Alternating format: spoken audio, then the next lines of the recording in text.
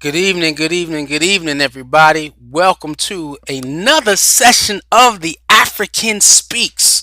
Welcome, welcome, welcome to the humble abode. Come into the lion's den because here we all we do is kings.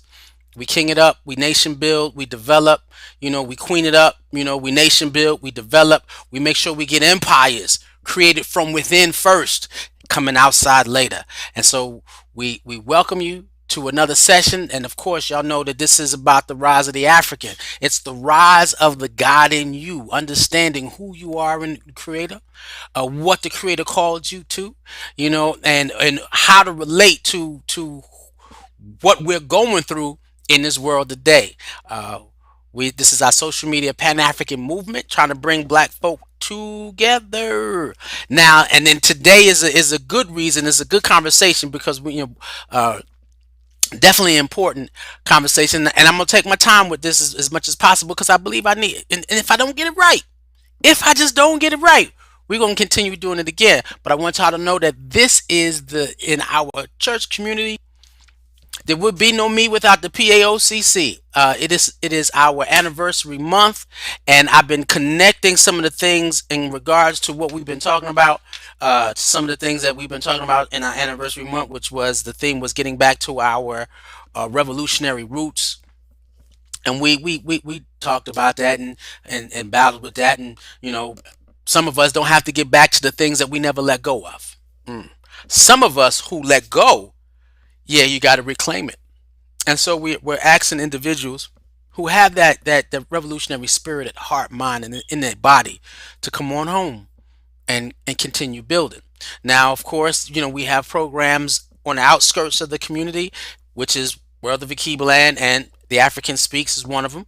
And so if you're not ready to go back into the service, come on back in to get this work in. And so today we are going to be talking about the Pan African dream. What? The Pan African dream. Now, I want you to see this. Pan African Orthodox Christian Church. Pan African dream. Now, you are a part of an organization that believes in Pan Africanism when they build it inside the name of the program. When they build it inside the name of the spiritual system. That when you know it's like, look, we're not even, you know we're not hiding it. We believe in bringing black people together. Pan-Africanism. Now, looking at it as a dream is important. Now, when before we get started, I want to let y'all know, if we always looking to again bring black people together. This is the discussion is about the Pan-African dream. So if you're watching us on YouTube, please click subscribe and click the notification bell so that anytime we go live with any program that we're doing, you'll get notified. As well as if you're watching us on Facebook, please like, comment, share.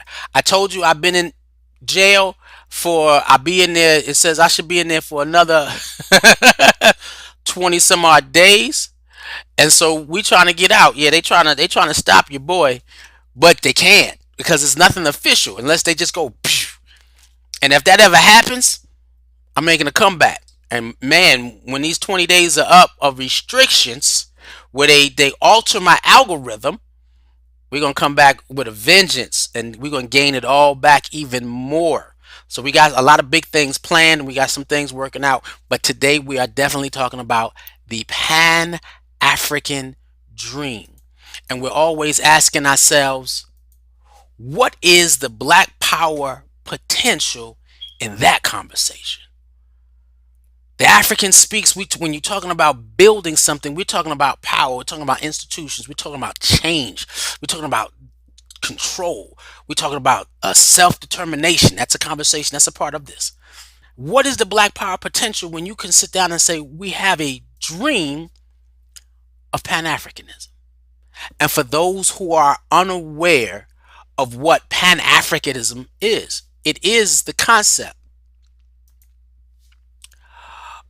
of bringing all Africans or descendants of Africans or the entire diaspora together as a family. Ain't that something? Can you imagine the mindset and the spiritual awareness and the actual physical attitude of a people who could find themselves being one people? The Pan African dream. Now, what would that look like when we say, well, when you say Pan African and you're talking about black folk all over the world? Hmm. It's just a list of just some of the numbers around us. It's not because the list is long, I couldn't get it all on the page. But when you got 46 million people of African descent in the United States, 14 million in Brazil, and these are all current numbers. I had a list up here before. I don't know how current it is, but this is the most current one.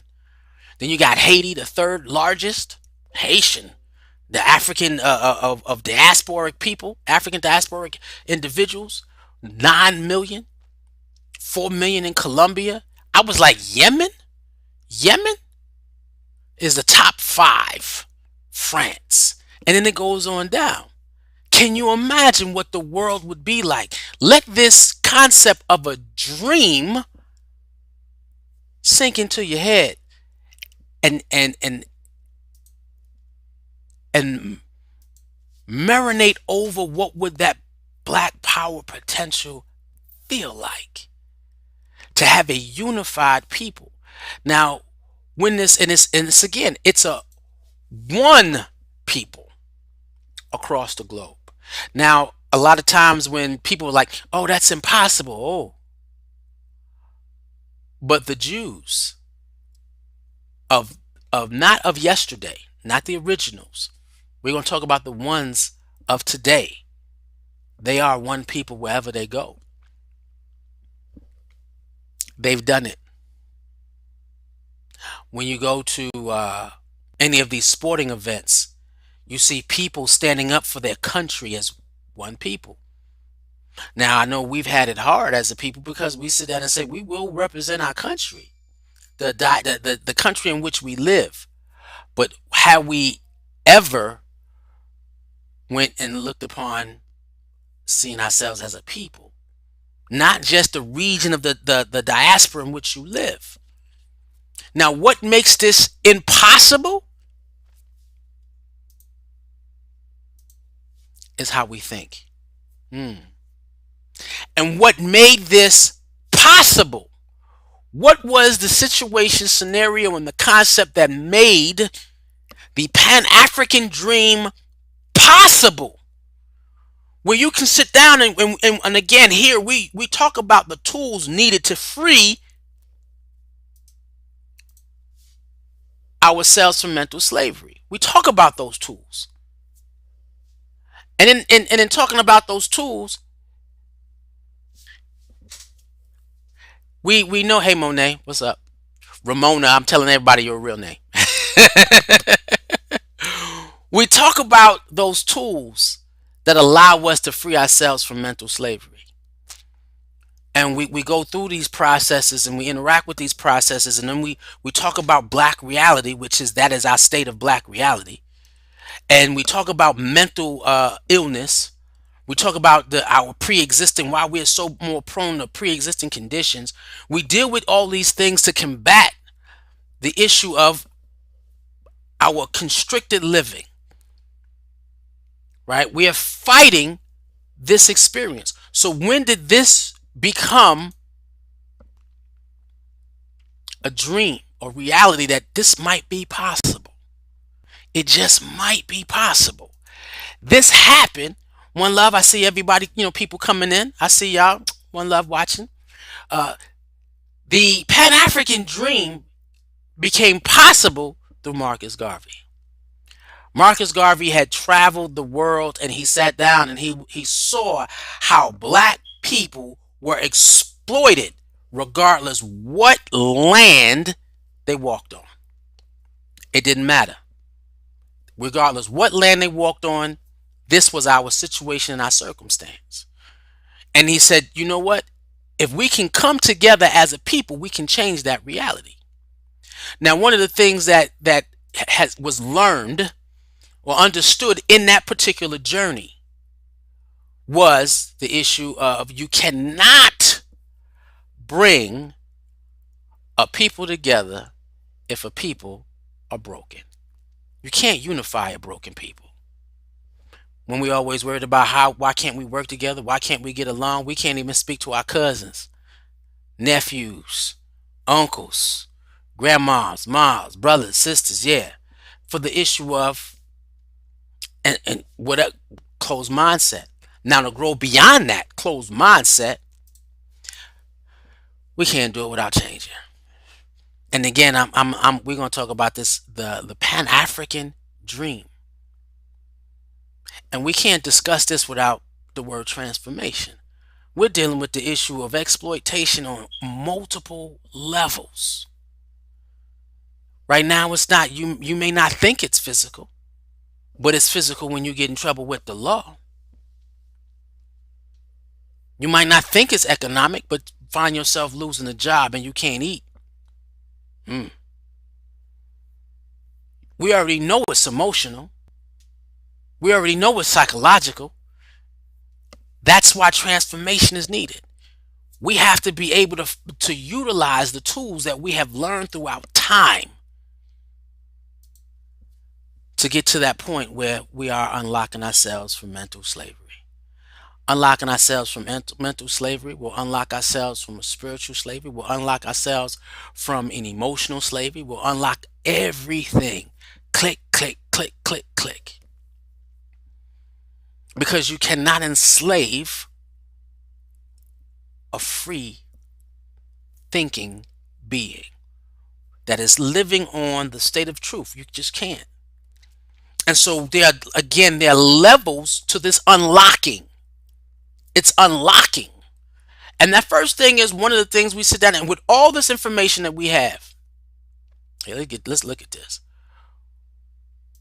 We are in the information age where it is possible for companies to be a company without borders, without walls, without brick and mortar. How can a company exist without brick and mortar? Easy. Technology has reached a plateau where you can have multi-million-dollar companies and don't have to have people in the buildings. And COVID has proven that. You can get educated in college and don't have to sit in the classroom. Social networking, the internet has proven that. I could say COVID has proven it. Well, it proven it with little kids because little kids found themselves sitting on the computer all day. It was like mama just like, look, I gotta go to work. I don't know how this is gonna work. However, technology has reached the concept of the liberation of black people. You no longer need brick and mortar, especially with the economic foundation when it comes to cryptocurrency. You can create your own currency now. And you're the only one that has access to your bank account, which is the cryptocurrency. You got to make sure that you keep that thing hidden and solid, or somebody can crack in it. Other than that, yeah, can't nobody manipulate your money in crypto. And that's why you have Akon trying to build a cryptocurrency whole corporation, a city base in the motherland. You don't need borders anymore. And so unlocking that mind, and I say use the information that we have to make changes in who you are. And the first one is, and it's one of my favorite words, that got melanin. Understanding that transformation has to happen when you understand how you are physically made. It's transformation is the transforming of the mind, a transforming of the mind, as well as an understanding of your creation. And so we're always talking about this. We're always talking about things that help develop you mentally as a being, not just we're trying to get you closer to the God in you and what God intended you to be. And that's when the African in you begins to speak. And so that's why today, again, transformation. We're talking about the dream,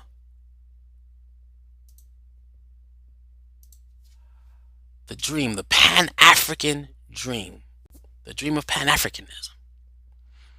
And so we realize that we got to know who we are physically, mentally, as well as spiritually. You can't focus on Pan Africanism if there is no Pan African dream, if you're not understanding or haven't developed a deeper sense of spiritual awareness and our relationship to God, nature, and each other and our ancestors. It doesn't work. The dream does not manifest into reality without it. And the further we are from it is the further we are from who God called us to be. The closer that you get to actually living a life where you are becoming the transforming agent, your mind is different. How you view life, perspective is different. Your spiritual awareness is different. How you're made up, how God created you as the most sophisticated being on the planet. God, melanin, understand your technology. Understand your technology, but we still have individuals who fight against this understanding. That means there's some more unlocking that we need to do. And maybe some people are so locked in that it may not happen. But when you're dealing with the Pan-African dream, it does not come without transformation. And in that transformation, when they talk about the mind, body, and the spirit or the consciousness of that being, you can't help black folk if black folk is still broken. So when you see now the concepts of people being woke, and it's cool that we're marching. It's cool that we all Black Lives Matter. Well, all lives matter. Well, we're going to get to that because it does. But we can't contribute what we're supposed to contribute to this planet if we do not focus on this integration of who we are, mind, body, and spirit, or our consciousness. We're talking about the Pan-African dream. And it became a dream. Why? Because we had to realize what would stop the exploitation of a people. And so in that transformation, as we seek that transformation, because we talk about black excellence. But we talk about black excellence as it relates to us feeling comfortable in a conditioned life, where we're not trying to change the world in which we live in. We're just trying to change our personal existence. Hey, black excellence, I'm doing great for me. No, that's not excellence. Excellence is when you start thinking beyond the physical self of you, where you connect your being to the plight of an entire group that you belong a part of. If it so happened to whatever spiritual system you're in, you transition. I don't know what you believe about your transition. Like if this is your last day and the creator said, I created you. I created the people of the planet to come from your gene.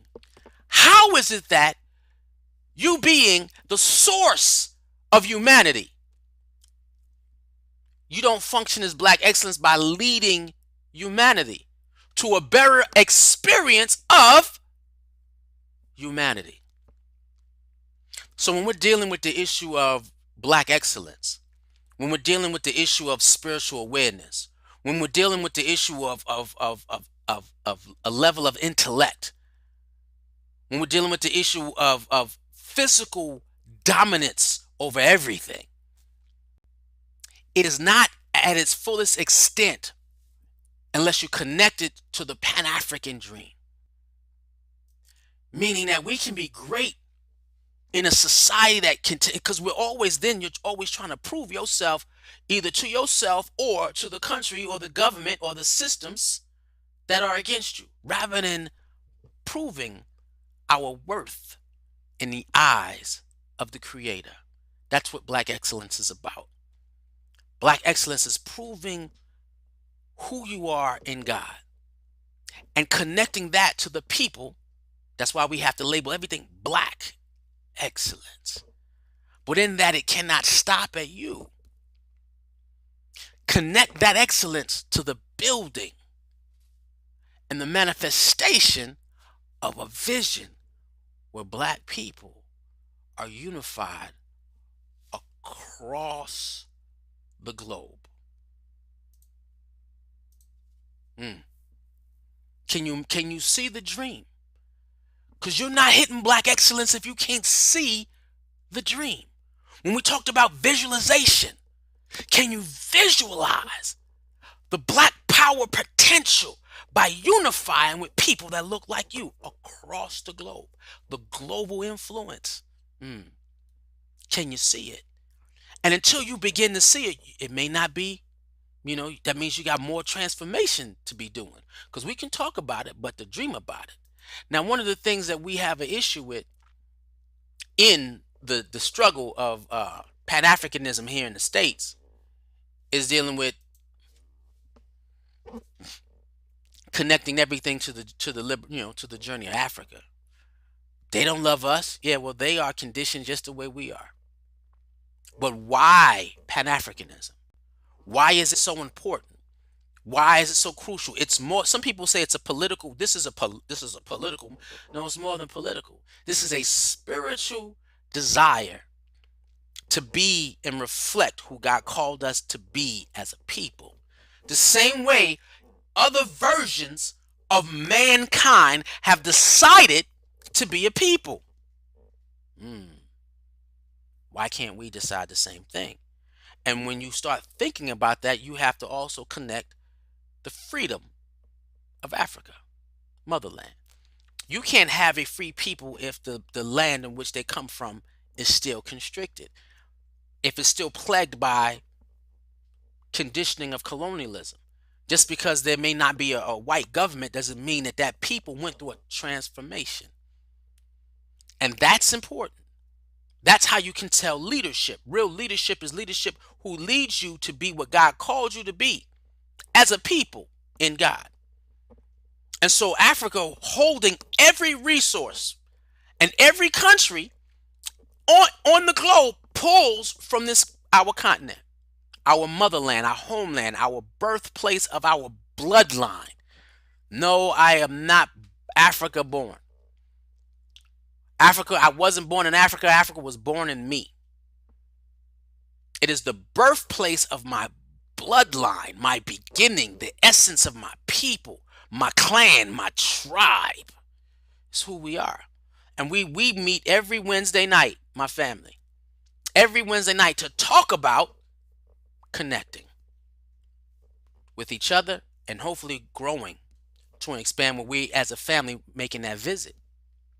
So why is it important that non-Europeans suppress Africa?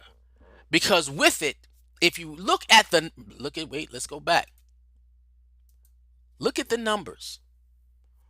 What would the world be like if we were one people being connected to a country that holds the majority of the world's resources and could feed a whole globe? What would the level of respect would we have in the world, in the countries in which we live in now? This is why it is definitely essential that we connect our struggle to taking care or connecting and building in the motherland. And if I don't know if you pay attention to the news, but it's been a widespread concept now in the motherland to bring those in the African diaspora who wants to come home. And then they're hoping you're bringing your financial resources with you, the money you've saved, the concepts of businesses and your know-how to help continue building these empires. And now, if you watched AfriStream, we've always talked about on AfriStream how Africa is building in terms of spreading and developing and growing into a nation of power. If you look at the lower half of Africa, the EAC, East African Community or Conference, which is now the fourth largest world power. Right now, imagine if 8 more of those countries got together to form another world power. and another world power, and they worked harmoniously. They're already building a highway where you can drive all over Africa. How they going to do that? Don't know, but it's in process. It's in the process. The last thing for people to conquer right now is the internet in Africa. You have Google and Facebook trying to build along the coast around the whole country underwater where they can have internet, and so that they can control. That's the last piece. They said, look, we billionaires, if we want to be gazillionaires, we need to take over Africa's internet and give them access the way the non-African world has access. I would say we need to get African countries to build their own. You have countries like China buying into real estate and helping them develop, and where Africa now is in debt to China. China is making money. They're not playing. So what happens when that comes together? When you have a nation that holds all of its own resources for the control of its resources, then you will see what it feels like to have economic freedom all across the globe. When you have economic freedom in the motherland Africa, and it connects, and it's again in this the form of transformation, where it sees everyone is of African descent as family. You then have a means of commerce, interaction, development, growth. Its people are respected. You know, when you sit down and you go against Russia, and you know what's going with Russia and Ukraine, and the US says, well, we're no longer going to trade with you. Imagine the influence, the world influence that Africa would have if we say, well, if you mistreat African Americans or African Brazilians or African Cubans, we won't trade with you. That would stop a whole lot. We are talking about the Pan-African dream. And so as we go about struggling in our daily lives, working in our daily lives, if you can't contribute to an organization that is focused on the Pan-African dream, can you at least pray on it? Let's talk about transformation. Can you at least pray on it? Because we got people who are more spiritual conscious individuals than we've ever had in the Americas, in the African diaspora in which we live in. But they're more focused on their own personal gain than creating program. That's why I love my church community. We might do some things wrong. Yeah. Because the blueprint of liberation is not written. So we create it. We're creating it for us. But when you got all these conscious individuals going off, all these African spiritual sects, but no program to actually physically liberate black people, I say, well, the best, most powerful thing is, if you can't financially find something that you can contribute, can you pray on it? And can you ask, what is it that you're supposed to be doing to assist with this Pan-African dream? This is and I'm talking about this because this is my church's anniversary month. And I knew coming out of college that if I can I believe when I hit college, I was clearly a Pan-Africanist, where I wanted to see black people unify all together. I had meeting after meeting. Funny, in Savannah State, they used to call me committee man, because I wanted a committee to organize the committee to make sure that Savannah did not disappear. Savannah State University is one of I got a petition started because they tried to make Savannah State disappear. It was the HBCU I was at in that year. I went around and got a petition that said, nope, we need to make this school a university in order to keep our tenure as an HBCU and not watch it disappear. I was already a part of Pan-Africanism. And I came across a community that believed in it, and they had a program for it. That doesn't mean we do everything right. We don't. But we do believe in the Pan-African dream, and we're fighting for it. So if you can't fight right now, can you pray on it? That was the issue of the Million Man March. Most people don't understand that. Farrakhan felt like if he can get 1 million people to pray for one thing, is the unification of the black man, he can change or make a spiritual wave go across the country. But it needed to be something that was ongoing. He needed to have a little bit more means of transformation. So if you're not going to help, if you're not going to be ye transformed by the renewing of your mind, start that by taking the time to pray. What can I do in my life? I see you, girl. Hey, D. What can I do in my life that can contribute to the development of my people? And it may not be the global experience. It might be in your community.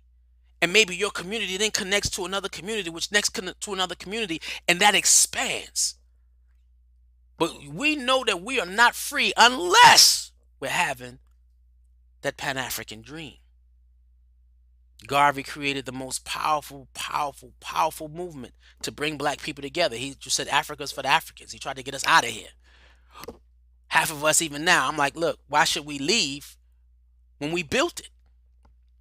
Well, we wouldn't have to leave if motherland woke up and said you need to treat our citizens right. And that's why certain countries in Africa is offering dual citizenship. What? Right. We're talking about the influence. Now, this is real and this is true. Let me drop this. For me, my contribution to the Pan-African dream has been World of Akibaland. Not that I created Akibaland Academy. No, that's been a part of my church for 40 years.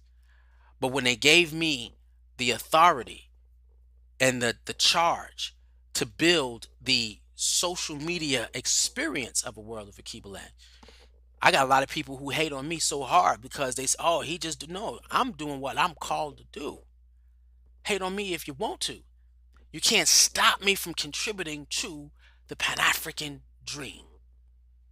So I say, look, let's pull as many resources as possible, because if it doesn't happen in our generation, it doesn't mean that we cannot build the foundation for it to happen in a younger generation. We're talking about the Pan-African dream. The dream of transformation in the minds of our youth that are coming after us, and putting them on a movement where they say, look, I'm here to unify my community. I'm unifying my family. I'm unifying my community. I'm gonna unify my neighborhood. I'm unifying my city, and I'm gonna get my city to connect to other cities. That's what my vision of the World of Akibaland will do. Building not centers all over, not just multiple centers in one city, but all over the state or the country, and then going abroad. I'm already talking to somebody about funding a youth program in the motherland. There's so much going on. And I do this, why? Because I can see the dream. I don't want to get emotional. I can see the dream. That's when you know that this world has not got a hold on you, when you can see that dream. And so I'm going to ask you that if you haven't seen it yet, if you haven't felt it yet, if you haven't been a part of individuals who are fighting for it, ask God to send you a vision of what your true purpose is.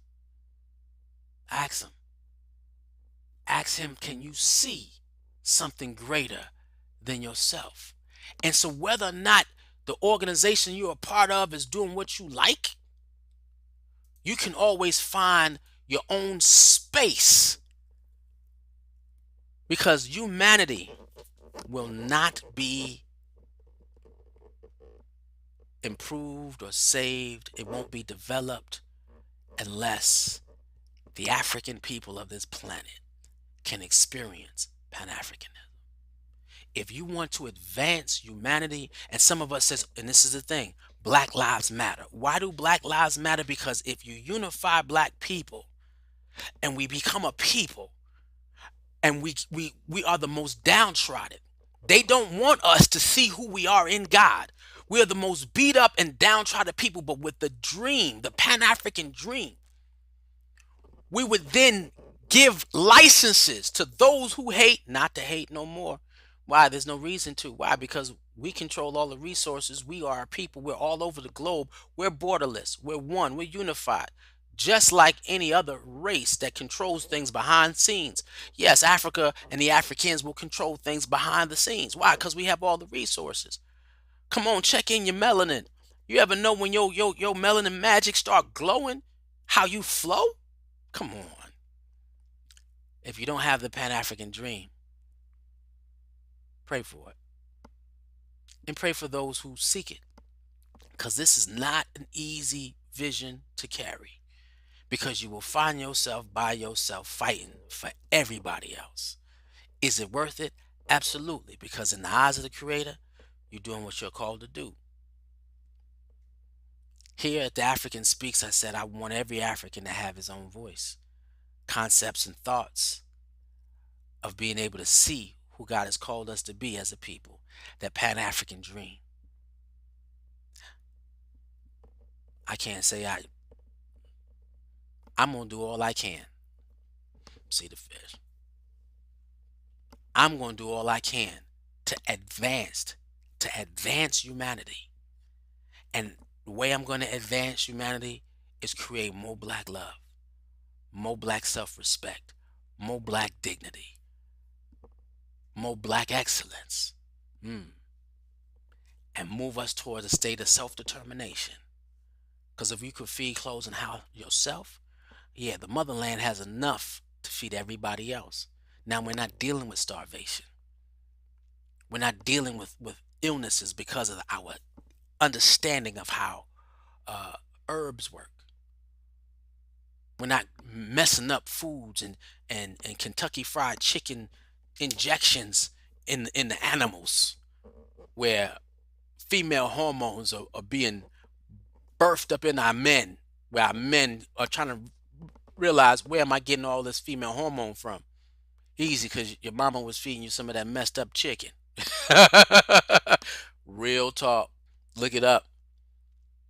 But this Pan African dream is important. Without it, humanity doesn't advance. We are supposed to be a nation that bless every other nation. All nations will be blessed by who we are. It is written. We have the kingdom of Cush, the kingdom of Kemet. Some people call it Egypt. That we gave all the world, all of its sciences. There will be no modern technology if it wasn't for the sciences of the motherland. We need to sit back up at the top so that humanity can make it, finally have an image of who the Creator called us to be as one people. Think about that. The dream of the Pan-African dream. There's so many top ways that we can break this down, and I may come back to this, but I want you to dream. And if you can, drop me a line. Tell me how you see the world in your eyes. With that being said, I'm going to ask that the African in you rise. My love.